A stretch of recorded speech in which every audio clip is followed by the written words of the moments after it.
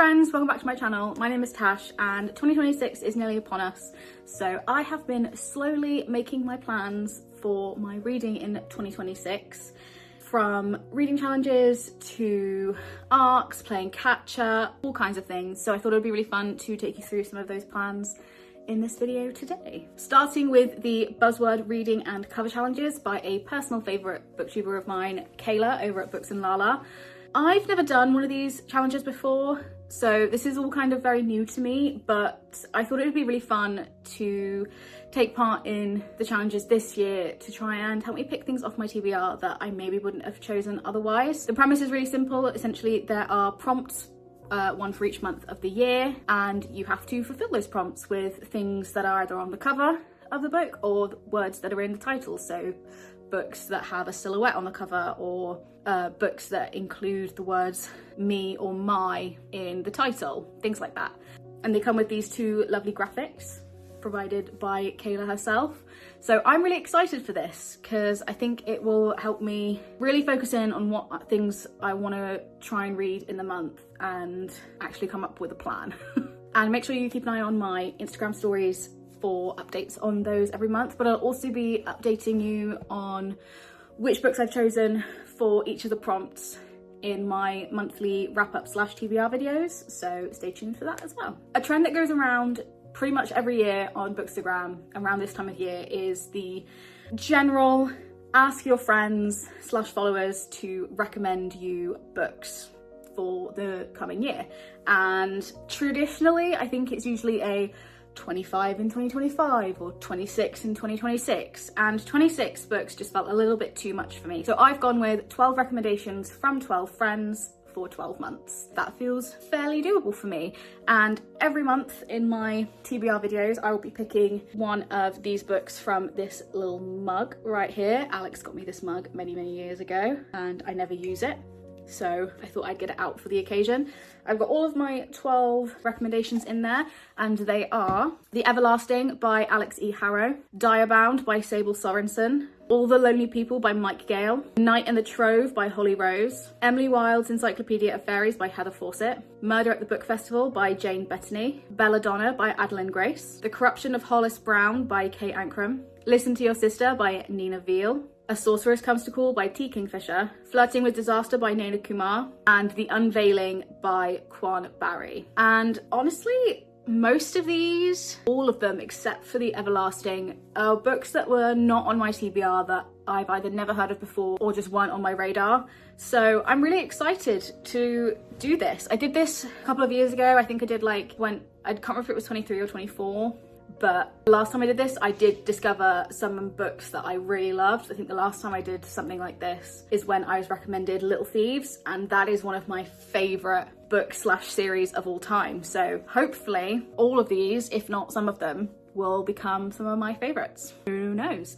But you will be following along with that every month with my pineapple mug.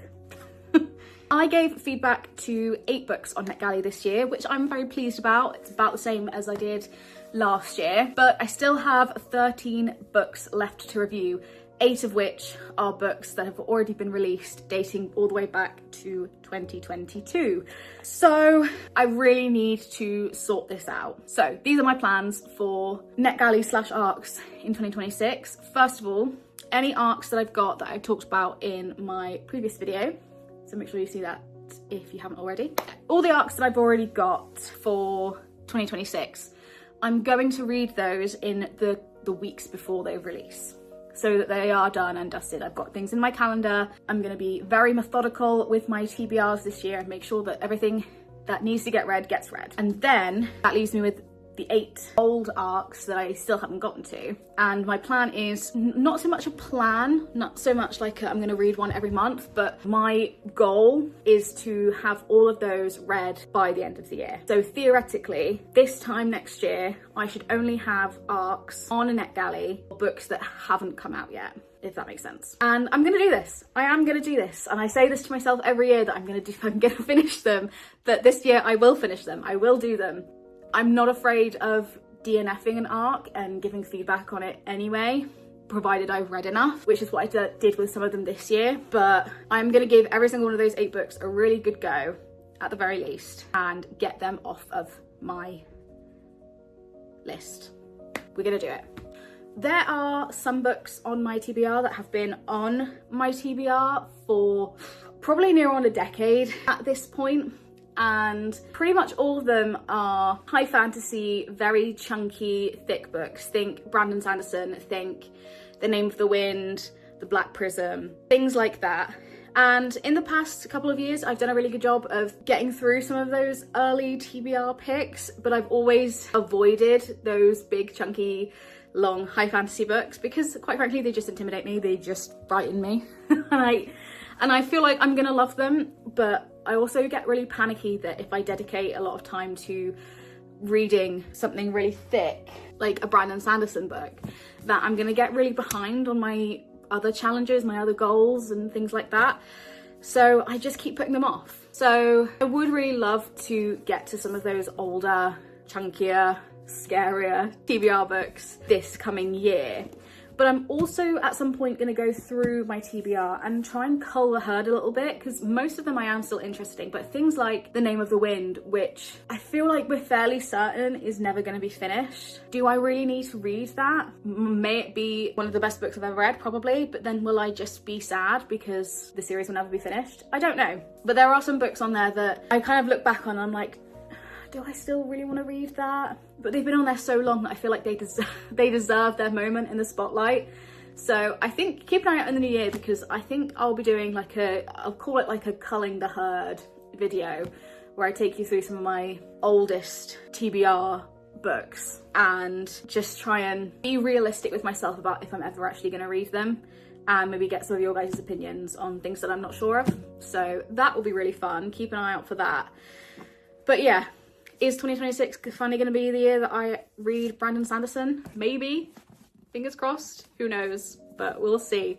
And finally, I need to decide on a goal for the year. My number of books that I want to reach before the end of 2026. And this was a little bit of a hard decision for me. Typically, I ranged somewhere in the 100 to 75 range. That's what I typically read, but this past year it's definitely been declining, and that's probably just because I'm growing up, I'm getting busier, I'm working more, I've got other things and hobbies that I like to indulge in every now and then, so reading doesn't take up all of my time anymore. So last year I decided on 75, and it became very clear in November that that was not going to happen.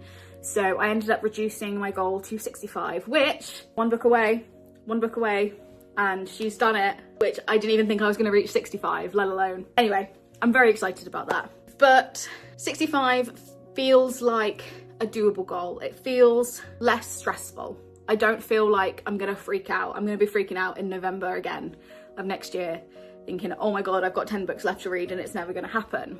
So I think we're going to stick with 65. That feels like a decent goal, something that I can definitely achieve in 2026. Obviously more would be amazing, and it is always the goal, but 65 is a good minimum, I think, for me. 65. Let me know in the comments what your reading plans are for 2026 and how many books you have set yourself as a goal.